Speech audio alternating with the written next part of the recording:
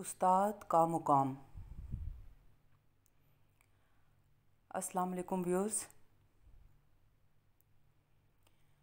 جنگ عظیم دوئم میں ہٹلر سے پوچھا گیا کہ مسلسل جنگ کے نتیجے میں ہمارے قیمتی ترین لوگ مر رہے ہیں، ہم کیا کریں؟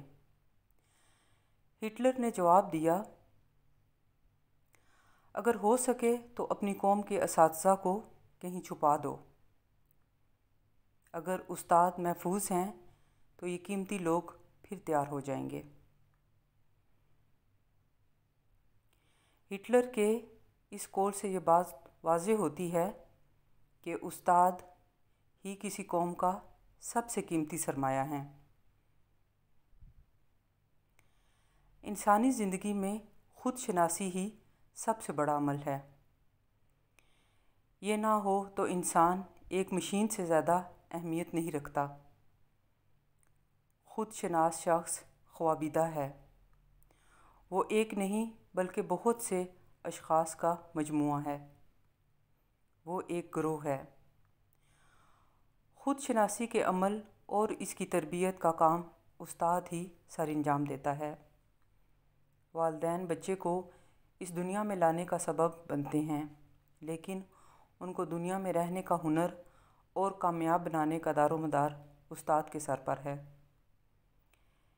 ایک دیانتدار اور قابل استاد اپنے شاگرد کے اندر چھپے ہوئے ٹیلنٹ کو نہ صرف دیکھ لیتا ہے بلکہ اس کو باہر لانے میں اس کی بھرپور مدد کرتا ہے۔ ہماری نانی ہمیں کہا کرتی تھیں کہ والدین اور استاد کی مثال کمہار کی طرح ہوتی ہے۔ کمہار چاک پر جب گیلی مٹی سے کوئی برتن بناتا ہے تو اس کے ایک ہاتھ میں چھڑی ہوتی ہے اور دوسرے ہاتھ سے وہ بڑی چابک دستی اور سمجھداری سے اس مٹی کو اپنے ذہن میں موجود تصور کے مطابق تخلیق کرتا ہے۔ کسی بھی معاشرے میں اخلاقی ترقی دیکھنی ہو تو یہ دیکھنا چاہیے کہ وہ لوگ اپنے اساتذہ کو کس قدر عزت دیتے ہیں۔ جب ہم اساتذہ کو عزت دیتے ہیں تو اصل میں یہ علم کی عزت ہے اور اسی میں ہمارے آنے والی نسلوں کی بقا اور ترقی کا راز پوشیدہ ہے۔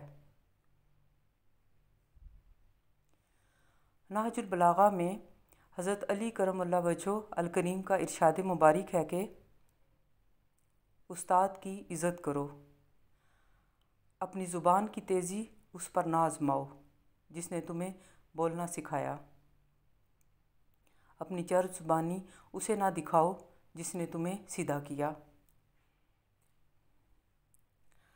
آج ہم علم کے لحاظ سے بہت آگے ہیں۔ سوشل میڈیا کی ترقی اور گوگل کی وجہ سے بچوں کو بھی پتہ ہے کہ ہر انفارمیشن چند سیکنڈز کے اندر معلوم کی جا سکتی ہے، لیکن اخلاقی لحاظ سے ہم روبہ زوال ہیں کیونکہ ہم ادب سے ناآشنا ہوتے جا رہے ہیں۔ ادب کی سب سے اعلیٰ مثال صحابہ کرام رضی اللہ عنہم ہیں۔ نبی کریم صلی اللہ علیہ وآلہ وسلم کا ارشاد مبارک ہے کہ مجھے معلم بنا کر بھیجا گیا ہے۔ آپ صلی اللہ علیہ وسلم کی محفل میں صحابہ کرام رضی اللہ عنہم کے ادب کا یہ عالم ہوتا تھا کہ انسانی عقل حیران رہ جاتی ہے۔ نہ صرف بول چال بلکہ اپنے نشست و برخاست میں وہ بارگاہ نبوی صلی اللہ علیہ وآلہ وسلم میں باادب ہوتے تھے۔